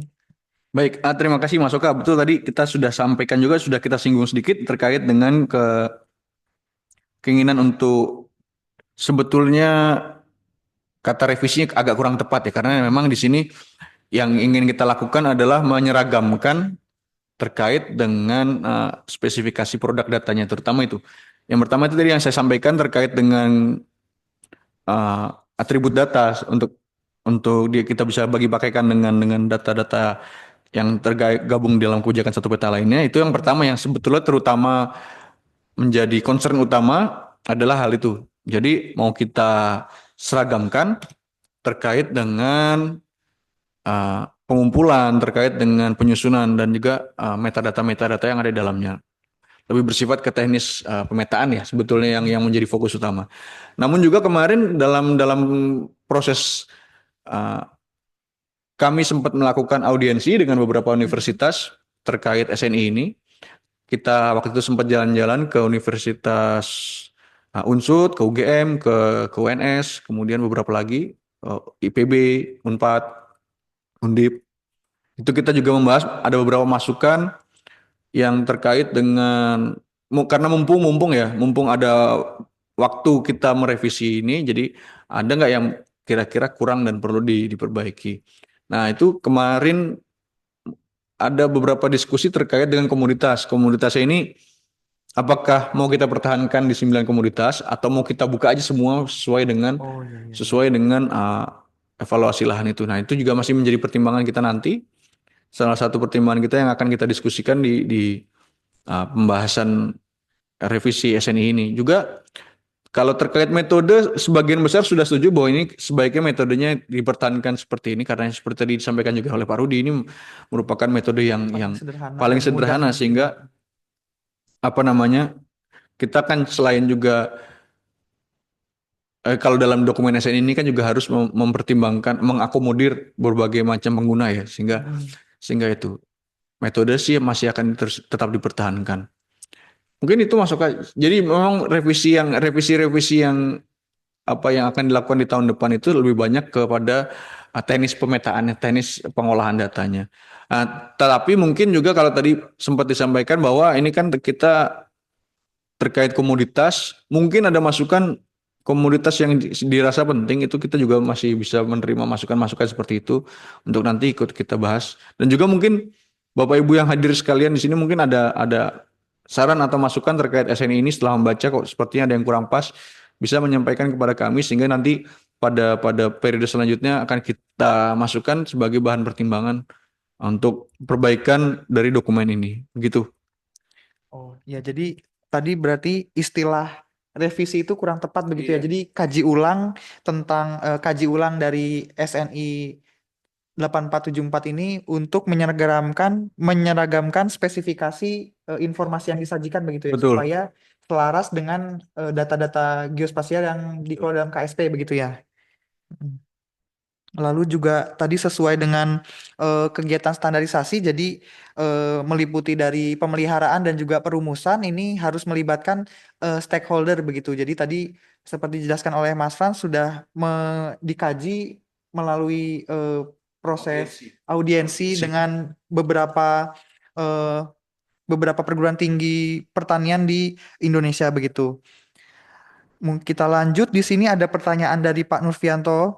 Ini ada pertanyaan, apakah dalam SNI atau buku Juknis ini telah dimaksudkan faktor pembatas di berbagai jenis lahan dan juga ordo tanah, misalkan untuk gambut, lahan sulfat masam, lahan kering, semi arid di NTT, lahan rawa, dan seterusnya. Nah, kira-kira seperti apa? Silakan Mas Frans, bisa dijelaskan? Baik, terima kasih. Ini Bapak mungkin yang saya tangkap di sini terkait dengan faktor pembatas seperti gambut misalnya ya atau bahaya sulfidik seperti itu sudah Pak diterakomodir di sini Ini yang menjadi pertanyaan, apakah telah dimasukkan di berbagai jenis lahan? Sebentar. Yang mana? Di NTT. Mungkin mungkin begini Bapak. Ini kan dalam dokumen ini tidak spesifik menyebutkan daerahnya ya, tetapi lebih ke metodenya. Mungkin kalau untuk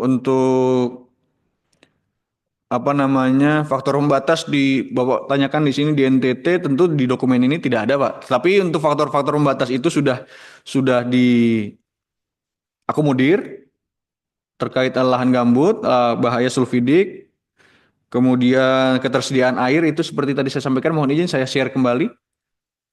Ya, akan di-share lagi slide tentang bagian parameter Ini bagian hukumnya ya, parameternya. pembatas lahan. Nah, Nah, di sini mungkin kurang kurang besar ya. Sebentar. Uh, uh. Udah terlihat belum? Aduh,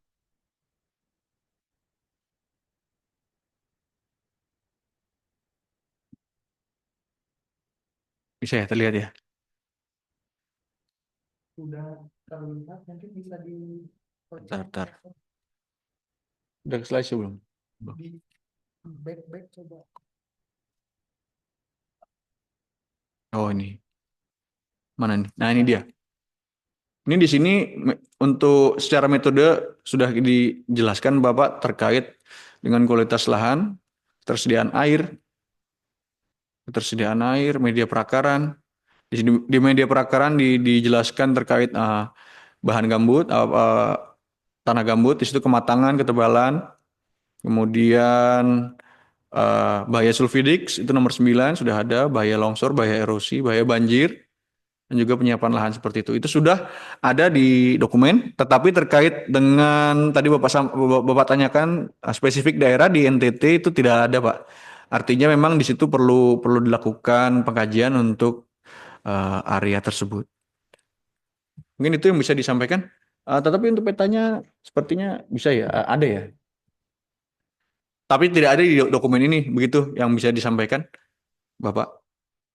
Ya, terima kasih Mas Fran. Jadi tadi sudah dijelaskan ada beberapa parameter yang diakomodasi begitu. Ada tadi jenis tanahnya gambut Hmm. seperti apa, lalu keasaman sulfat masam, Hmm. lalu ada sodisitas, tadi juga ada salinitas. Nah, itu kira-kira untuk menggambarkan beberapa kondisi Hmm. agroekosistem begitu ya, kondisi lahan yang bervariasi. Nah, tapi untuk spesifik lokasi sendiri yang menunjukkan di daerah tertentu itu belum ada begitu ya. Iya.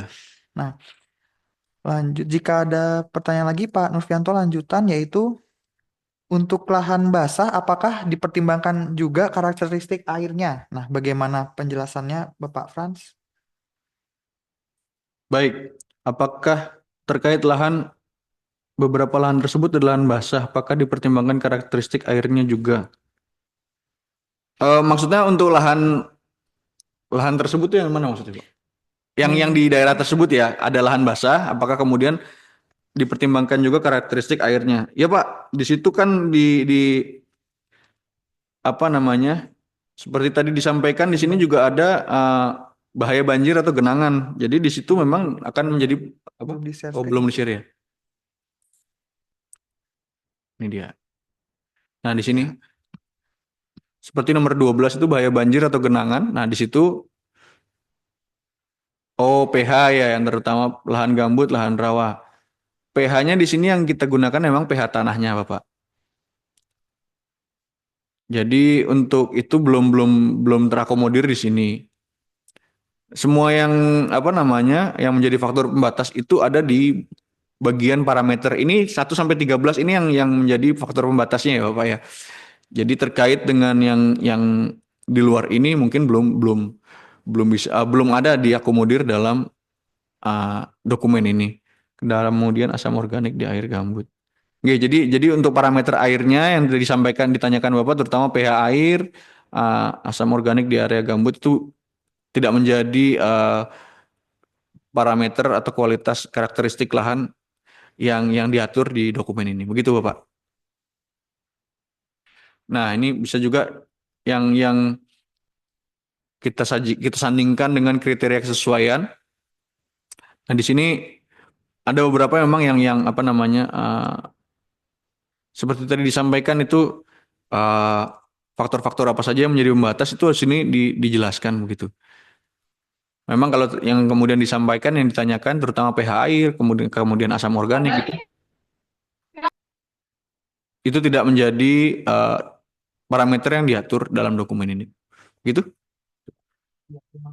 Terima kasih Bapak Frans atas penjelasannya. Jadi Bapak Ibu sesuai yang tadi dijelaskan di sini bisa kita lihat di layar begitu. Di sini ada beberapa parameter yang bisa dinilai dari kondisi lingkungan ataupun kondisi lahan, mulai dari temperatur, ketersediaan air hingga eh, ada penyiapan lahan. Ini berarti kondisi lahannya seperti apa begitu ya, kondisi batuannya. Nah ini tentu tadi juga disajikan ada range-range nilainya untuk S1 itu berapa, lalu S2 berapa hingga kelas yang N. Nah, itu berarti kita tinggal melakukan penilaian ataupun juga pencocokan ya bagaimana kondisi sebenarnya dibandingkan dengan data pada tabel seperti tabel berikut ini begitu. Mungkin Pak Nurfianto jika ada pertanyaan lagi sudah mungkin sudah cukup. Eh, ada pertanyaan lagi dari Bapak atau Ibu Ariska di sini untuk karakter lahan yang dekat dengan area pasang surut, kira-kira apakah ada panduan terkait penanganannya terhadap eh, komoditas yang ditanam di lokasi tersebut? Di sini contohnya itu komoditasnya adalah tanaman padi, berarti tanaman padi di area pasang surut. Nah, itu kira-kira bagaimana penanganannya, Bapak Frans? Silakan. Baik, terima kasih Bapak Aris. Itu terkait lahan padi di sini dia kalau di sini kan komoditasnya ada 9 tadi ya. Nah, cuman memang untuk padi ini dia terbaginya menjadi banyak sekali.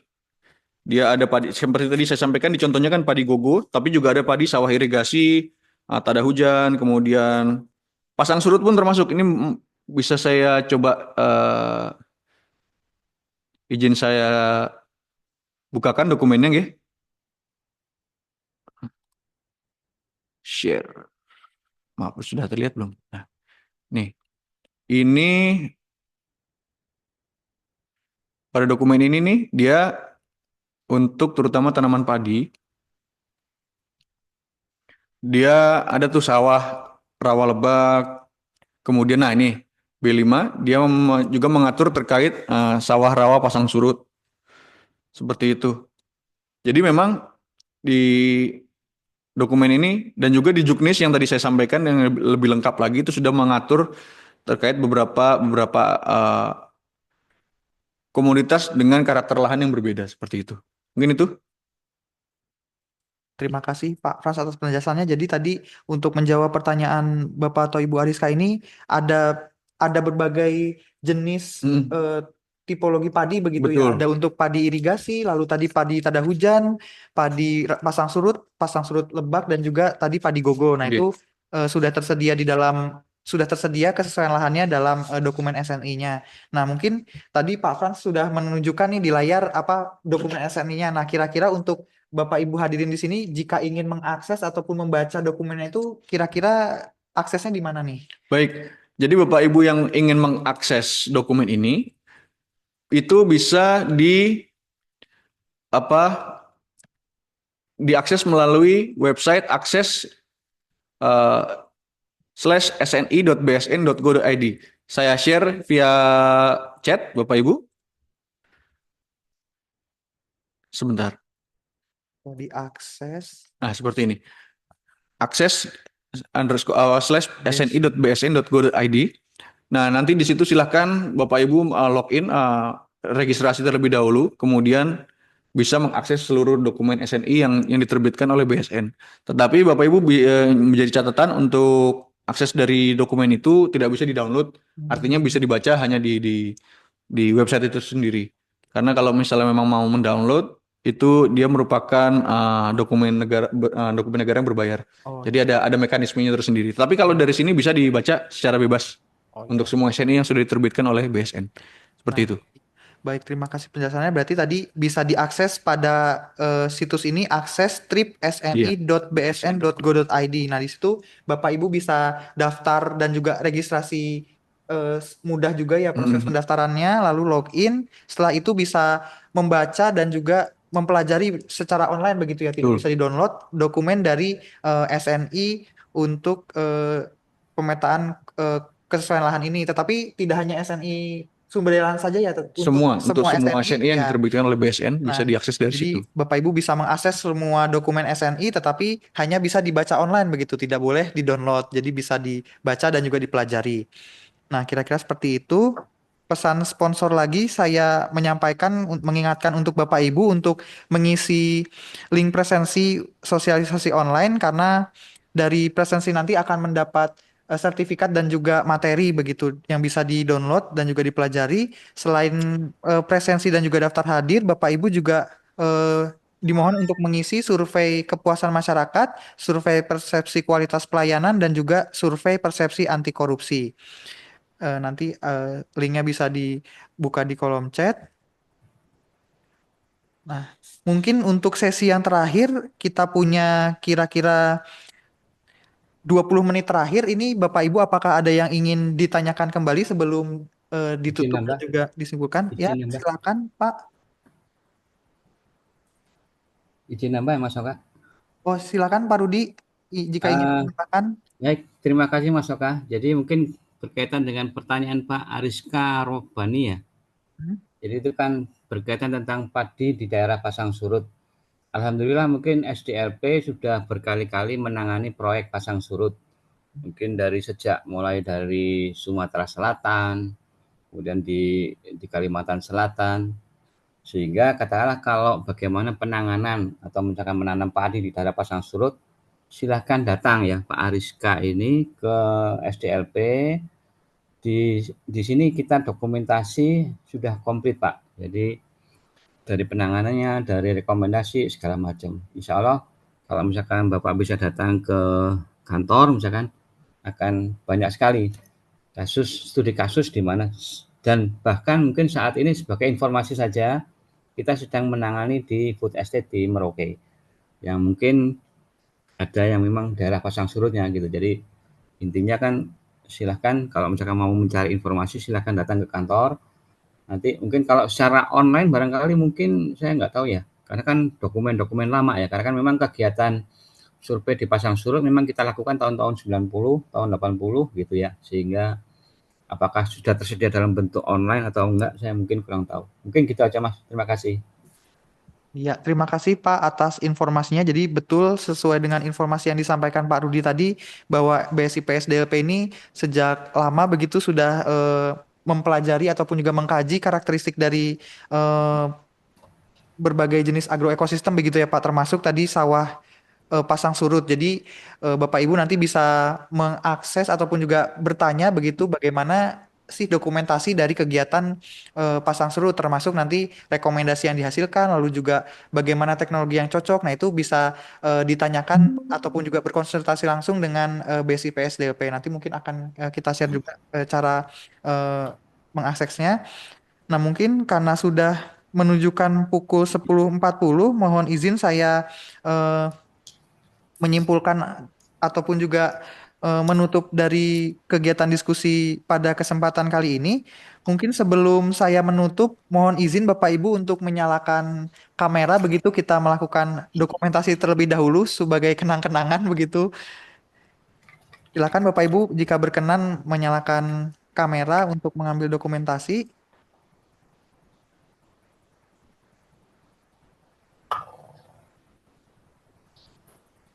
Baik, untuk yang layar pertama sudah, lanjut ke layar kedua, Mas Arief. Ada lagi.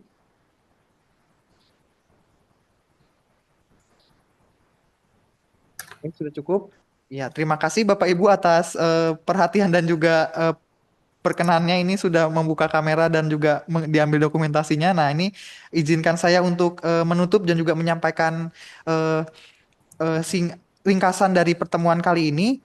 Jadi untuk meringkas dan juga menyimpulkan hasil diskusi tadi, bahwa BSI PSDLP ini kami memiliki aktivitas standarisasi, yaitu mulai dari perencanaan, perumusan, penetapan, penerapan, pemeliharaan, serta pengawasan standar yang dilakukan secara tertib dan juga sistematis, serta melibatkan stakeholder dari berbagai lapisan umum, termasuk Bapak dan Ibu yang hadir di ruangan ini sebagai penerap standar.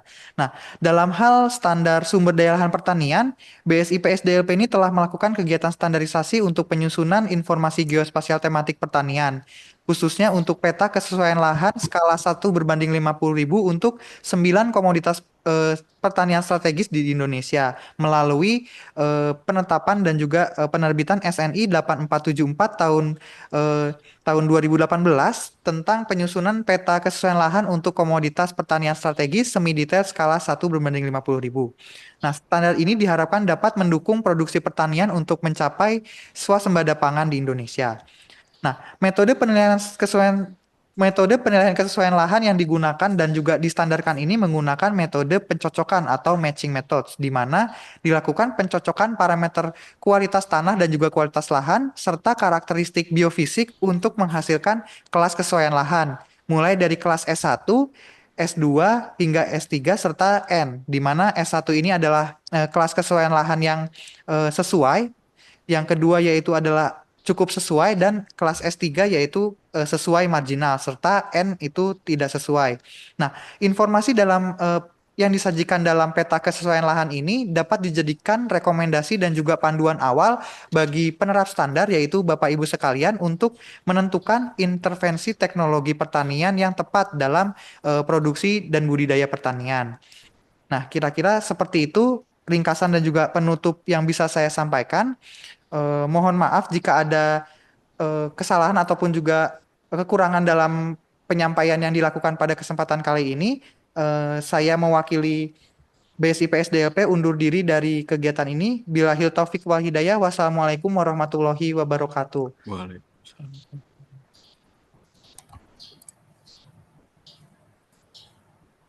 Udah.